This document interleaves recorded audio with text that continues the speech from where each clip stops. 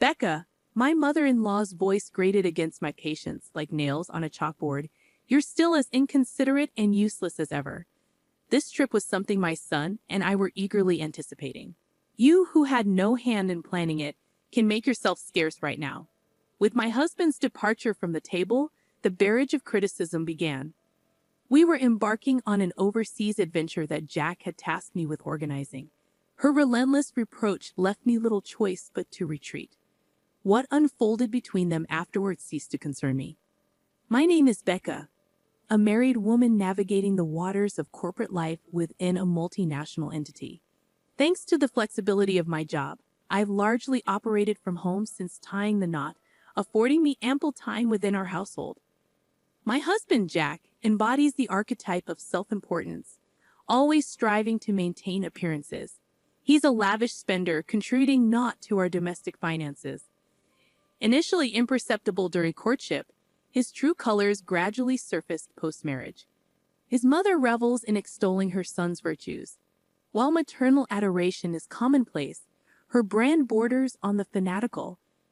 I anticipated some level of maternal bias and was prepared to endure it, but her unyielding demeanor and disregard for dissenting views, even from her husband, are remarkable. She harbors a palpable disdain for me, punctuating every encounter with cutting remarks. She takes particular umbrage with my reliance on my husband's earnings. "You're young. Get a real job," she chides incessantly. Despite clarifying my professional commitment post-marriage and the nature of my remote work, she dismisses it as inconsequential. To her, working from home equates to idleness, presuming I fritter away time gaming. Apparently, I'm a negligent wife, relegated to the realm of virtual distractions despite my domestic station. My husband, ostensibly, comprehends my work habits, yet he's never bothered to elucidate them to his mother, even when the topic arises in his presence. He opts for willful ignorance. Despite my entreaties for clarification, he evades responsibility, insisting that women ought to manage such matters independently, leaving me to bear the brunt. He even avowed his reluctance to embroil himself in any potential discord. On one occasion, my insistence for his involvement prompted him to flippantly toss a finalized divorce decree my way. The callous dismissal stung, prompting contemplation of divorce. However, the daunting prospect of divorce dissuaded me. If severing ties proved more arduous than our current predicament, acquiescence seemed the lesser evil. It dawned on me that my husband's allegiance lies squarely with his mother. It's exasperating, but I'm compelled to navigate her presence deftly while sidestepping confrontation. The notion of divorce arose not from newfound affection, but from a desire for change. Yet my husband misconstrued it as unwavering devotion, deterring him from dissolution. His inflated sense of self-importance grows more insufferable by the day. While childish pretensions can be endearing, in an adult they're simply off-putting. I've grown adept at disregarding his haughty pronouncements and feigning ignorance of his actions. Another motive lingers behind my decision to forgo divorce. Due to my husband's profession, we reside a considerable distance from my in-laws, meeting only once or twice a year. Initially, I believed I could endure such sporadic encounters. While the world buzzed with excitement over the prospect of a 9-day hiatus by strategically taking weekdays off, both my husband and I remained immersed in our respective work. American holidays held little significance for me as I tailored my schedule to international demands. For my husband, the notion of 9 consecutive days off was more abstract than calendar-bound. Thus, upon returning home from his first day back at work, he proposed an impromptu overseas trip, inspired by his colleagues who had seized the opportunity for a 9-day escapade. His enthusiasm, tinged with a hint of pride, left me bewildered and somewhat exasperated. His childlike impulsivity notwithstanding, I recognized my own yearning for travel, having not embarked on a trip that year. Hence, I tentatively suggested a domestic excursion. My rationale stemmed from my husband's lack of experience with international travel, necessitating the acquisition of a passport. With you by my side, language barriers won't pose a problem. Your linguistic prowess is impressive, he reassured me. Having studied abroad and ventured on numerous overseas escapades during my single years, I am fluent in multiple languages, proficient enough to navigate conversations in Spanish and, to a lesser extent, Mandarin. Inspired by my mother's newfound fascination with Korean dramas, I even dabbled in learning Korean alongside her. However, my proficiency remains somewhat shaky due to limited practice. While I may surpass my husband in linguistic ability, obtaining passports is no small feat, even with my language skills.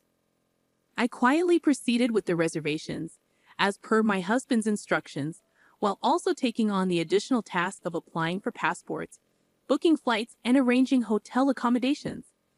Despite the considerable effort involved, I remained committed to executing my plan flawlessly, patiently fulfilling my husband's every request to craft the perfect itinerary. On the day of our overseas journey, my mother-in-law, blissfully unaware of the behind-the-scenes effort, gleefully remarked, just as I expected from my son, "It's a lavish trip abroad. We're flying business class, aren't we?" Given my husband's penchant for self-promotion, I could envision him affirming her assumptions, boasting about his role in orchestrating the trip. In reality, however, I bore the brunt of the arrangements, while my husband remained inert, leaving everything to me. To compound matters, both of them, with scant airport experience, wandered aimlessly as I navigated the procedures alone. Even as boarding time approached, and I frantically searched for them, they showed little concern, instead attributing any inconvenience to my supposed desire to abandon them for personal amusement. The airport staff, noticing the chaos, offered to make a public announcement on my behalf, only to be met with blame from my husband and mother-in-law for not keeping them informed of the boarding gate. Despite the commotion, their lack of remorse was palpable as they insinuated that I had intended to leave them behind. Throughout the flight, they maintained relative tranquility, yet each summoning of a flight attendant proved to be both irksome and embarrassing. Several hours later, we finally touched down in our destination country, having completed the requisite immigration formalities and other procedures. Just as I began to relax, however, at last I looked forward to heading straight to the hotel and indulging in a well-deserved break. However, my husband abruptly turned pale and muttered, "I need to use the restroom," before thrusting his luggage into my hands and darting off. Bewildered by his sudden departure, I couldn't fathom why he alone fell ill after we consumed the same meal. It seemed ironic, considering his earlier joviality and fondness for the flight attendant. Perhaps it was a form of divine retribution, I mused, a fitting consequence for his behavior. "Becca, you truly are an insensitive daughter-in-law. How much longer do you intend to linger here?" My mother-in-law's sharp voice snapped me out of my thoughts. "Pardon? This trip was planned by my son for me. It's meant to be a mother-son excursion, sans daughter-in-law. You, a non-working opportunist, have no right to enjoy this trip gratis. It's audacious of you to assume otherwise. Leave now." "Are you certain?" "Honestly, I can't say I'll have much fun with your presence here." "I see. That's unfortunate. Very well, I'll depart immediately then." Returning my husband's luggage to my mother-in-law, I kept only my carry-on and turned away from her. As I did so, I caught a glimpse of her stunned expression, a stark contrast to her earlier directive for me to leave. Suppressing a chuckle, I marveled at the irony of her reaction. Meanwhile, my husband's frequent trips to the bathroom kept our paths from crossing. Fortunately, I managed to secure a ticket back to America, boarding a flight bound for home. Initially, I had entertained the idea of finding an opportunity to return solo. Had our relationship been more amicable, I might have welcomed the chance to act as a tour guide. However, with that mother and son due, the prospect only filled me with dread and promised no benefit. I can't help but grin at the thought of my husband and mother-in-law, both limited to English, left to navigate without me. While they could rely on smartphone translation apps if they put their minds to it, I doubt my husband, with his penchant for boasting, would stoop to such measures. After safely completing a few detours, I made my way directly to the luxurious hotel where my parents awaited. Following Jack's advice to honor my parents, I treated them to a lavish trip in upstate New York. They would leisurely traverse the popular scenic route, savoring the breathtaking landscapes and culinary delights along the way. I managed to rendezvous with them ahead of schedule, much to their astonishment. As I briefly outlined the situation, they were taken aback, marveling at my compliance with Jack's unusual request.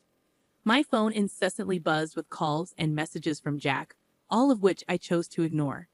I powered off my device, immersing myself in the day's pleasures without interruption. Upon returning home after a delightful day with my parents, I received a call from the embassy. According to their account, Jack returned from the restroom to find his mother, my mother-in-law, sitting alone. Shocked by my absence, he grew increasingly agitated. Despite his attempts to reach me, all of his calls went unanswered. Left with no other recourse, he embarked on his own to find the hotel. However, disoriented and clueless about his surroundings, he found himself in a state of distress until a compassionate individual intervened with broken English. Believing they knew the way, Jack followed, only to fall victim to a robbery, losing his money, passport, and valuables in the process. My mother-in-law suffered a similar fate, stripped of her jewelry.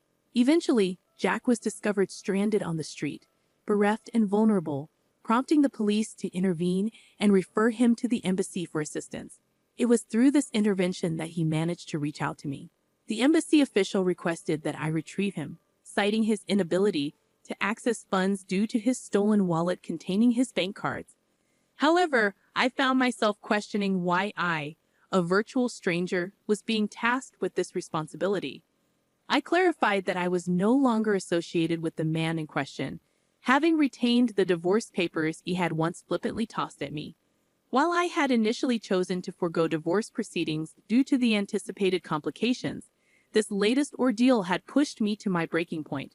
With divorce papers completed, I wasted no time heading to the hotel immediately upon landing back in the States. To my astonishment, the divorce proceedings proceeded smoothly without any hitches. I had already secured a new residence, with the lease signed alongside my travel arrangements. The thought of using the furniture once shared with Jack repulsed me, prompting me to opt for all new furnishings in my fresh abode. Consequently, I packed for both my trip and the impending move simultaneously. All that remained were my work essentials and cherished wardrobe items to transport to the new place. I arranged for the remainder of my belongings to be shipped by courier at a specified date and time. With no further inquiries from embassy staff, our conversation concluded. Later, it transpired that my former mother-in-law had implored my ex-father-in-law's assistance, facilitating the return of my ex-husband Jack and ex-mother-in-law to the States. However, Jack, still seething with anger, reached out to me. "You abandoned me, divorcing me without my knowledge," he accused, his voice laden with indignation. "No, I merely followed your mother's directive to depart. If you have grievances, address them with her. And do consider the business class flight I arranged for your return as my parting gesture," I retorted calmly. I reminded him of his own initiation of the divorce proceedings. "Do you think such excuses hold any weight? How much further do you intend to humiliate me?" Jack snapped. "Humiliate you? Interesting choice of words. I could regale you with a rather compelling anecdote if you're interested," I teased. "What is it?" he inquired, his curiosity piqued. "So, did you know you're a regular at an adult entertainment club? Seems you've got quite a thing going with a particular favorite there, huh? Instead of contributing to the household, you're pouring your funds into her, but looks like things got out of hand when her demands skyrocketed, didn't they?" I had an investigation agency probe into a debt collection notice addressed to Jack, which had landed at our doorstep. While Jack had always been generous with his spending, his obsessive tendencies were becoming concerning. Interestingly, his favorite entertainer's sentiments revealed a different story. She hoped that by continually asking for more, he would eventually lose interest and stop coming altogether. I wonder how Jack felt upon hearing that. That's quite the embarrassing revelation, wouldn't you agree? Keep causing a scene or contacting me, and I'll have no qualms about airing your dirty laundry to your employer. Understood? For someone like Jack, whose pride was paramount, being spurned by the object of his affection would be an excruciating blow. The thought of such a humiliation becoming public would undoubtedly be mortifying. Jack, who had previously been confrontational, simply responded with a weak, "Understood," before abruptly ending the call. A few days later, my ex-father-in-law reached out to me. He disclosed that he, too, had severed ties with my ex-mother-in-law. While I initially saw no reason for his contact given our severed familial connection, it became apparent that he wished to expose my ex-mother-in-law's true colors, given the shared mistreatment we had endured at her hands. My former father-in-law, growing suspicious of his wife's activities, conducted an investigation during her absence and made a startling discovery.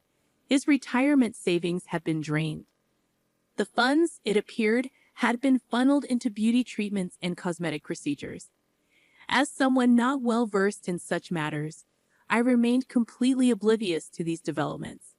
When pressed for a female perspective, I found myself at a loss, as I had failed to discern any noticeable changes. Perhaps the infrequency of our interactions, limited to once a year, rendered any alterations more pronounced. Nevertheless, I genuinely had not observed any significant transformations. In a moment of perplexity, I even queried my former father-in-law, "Are you certain these expenses were for beauty treatments?" Despite the substantial investment, there seems to be little discernible change. It appeared that any alterations were subtle, visible only to my former mother-in-law herself. It felt akin to pouring money down the drain. Predictably, my former mother-in-law, left destitute, sought refuge with her son Jack. However, Jack, once the pillar of the family, now finds himself drowning in debt following our divorce. He's even lost his apartment due to unpaid rent. Currently, both he and his mother reside in a dilapidated, drafty apartment. Despite their dire circumstances, his mother shows no inclination to seek employment and adamantly refuses to forego her beauty treatments. As Jack grapples with the daunting task of repaying his debts, the added burden of his mother's beauty expenses takes a toll. I've heard he's working tirelessly just to stay afloat. The pursuit of a grandiose facade, despite a diminishing quality of life, appears to persist unchanged. If they find contentment in their current circumstances, I won't interject. However, rumors have circulated suggesting a decline in the quality of the beauty treatments, resulting in a noticeable deterioration in her appearance. For my part, I value the tranquility of the present moment, where I can focus on enhancing my work without external pressures. This situation has prompted me to reconsider the importance of living within one's means.